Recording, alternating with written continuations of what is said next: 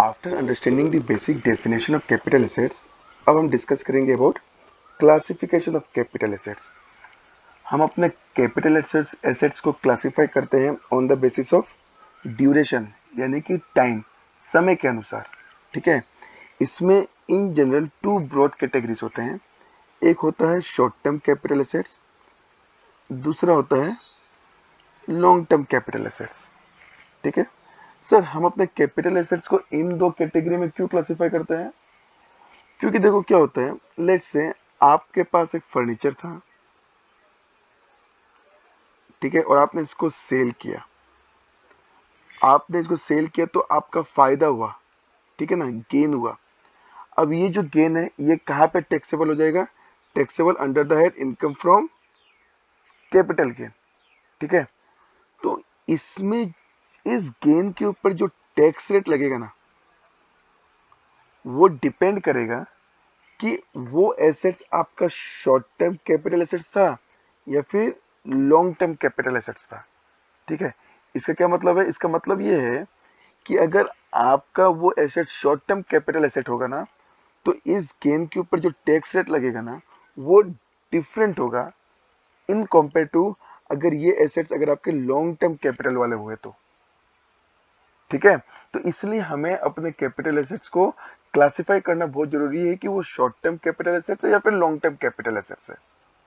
ठीक है, ओके। तो सर, अब क्वेश्चन ये है कि हम आइडेंटिफाई कैसे करें कि ये एसेट्स मेरा शॉर्ट टर्म कैपिटल वाला है या लॉन्ग टर्म कैपिटल वाला है? तो देखो, इन जनरल अगर आपके पास में कोई भी कैपिटल एसेट्स है और आपने उस कैपिटल एसेट्स को 36 मंथ्स या फिर उससे कम समय के लिए होल्ड करके रखा है, ठीक है ना, from the date of purchase till the date of sale, अगर वो समय 36 मंथ्स या उससे कम का है, तो वो एसेट्स ना फॉल होगा under the head of short term capital assets. ठीक है, और इन सेम वे अगर वो 36 मंथ से ज़्यादा का है, इट्स मोर देन 36 मंथ, तो वो फॉल होगा under the head long term capital assets. ठीक है, ओके। अच्छा, इसमें ना दो एक्सेप्शंस है, इस 36 मंथ वाले कैटेगरी में दो एक्सेप्शंस है। क्या क्या है वो एक्सेप्शंस? आइए समझते हैं अपन। सबसे पहला कि अगर आपके पास में अनलिस्टेड शेयर्स है। अनलिस्टेड शेयर्स का मतलब क्या होता है कि आपके पास में एक ऐसी कंपनी का शेयर्स है जो कि नाइदर बीएससी नोर एनएससी। सर, इसका मतलब क्या होता है बीएससी एनएससी? बीएससी का मतलब होता है बॉम्बे स्टॉक एक्सचेंज, एनएससी का मतलब होता है नेशनल स्टॉक एक्सचेंज। ठीक है ना, अगर आपने किसी कंपनी का शेयर्स खरीद के रखा है और वो शेयर्स ना नाइदर बीएससी में लिस्टेड है या फिर ट्रेडिंग होता है, ना ही एनएससी में लिस्टेड है या फिर ट्रेडिंग होता है, ठीक है ना, तो वो शेयर्स कहलाते हैं अनलिस्टेड शेयर्स। ठीक है, अगर आपके पास इस प्रकार का कोई भी शेयर्स है ना, और उस शेयर्स को आपने 24 मंथ्स या उससे कम समय के लिए होल्ड करके रखा है, तो it will fall under the category of short term capital assets. ठीक है, इन द सेम वे अगर आपके पास वो unlisted shares more than 24 months के लिए है, तो वो कौन सा कैटेगरी में फॉल होंगे? Under the category of long term capital assets.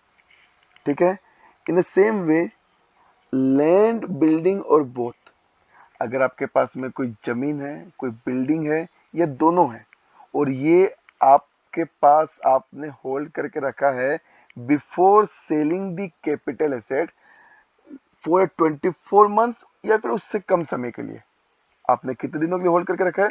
24 महीने या फिर उससे कम समय के लिए, तो वो फॉल होगा under the category of short term capital assets. अगर उससे ज्यादा समय के लिए तो लॉन्ग टर्म कैपिटल एसेट्स। ये था पहला एक्सेप्शन। दूसरा एक्सेप्शन क्या है? Securities listed on recognised stock exchange.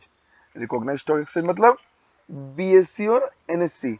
अगर आपके पास में एक ऐसी कंपनी का शेयर्स है जिसका लिस्टेड ऑलरेडी हो चुका है या फिर लिस्टेड है कहाँ पे, बीएससी में और एनएससी में, बॉम्बे स्टॉक एक्सचेंज या फिर नेशनल स्टॉक एक्सचेंज में, और वहां पे अगर उस शेयर्स का ट्रेडिंग वगैरह हो रहा है और वो शेयर्स अगर आपने होल्ड करके रखा है for a period of 12 month या उससे लेस, 12 महीना या फिर उससे कम समय के लिए अगर आपने होल्ड करके रखा है, तो it will fall under the category of short term capital assets. अगर वो 12 महीने से ज्यादा समय के लिए होल्ड करके रखा है तो लॉन्ग टर्म कैपिटल एसेट्स। ठीक है ना।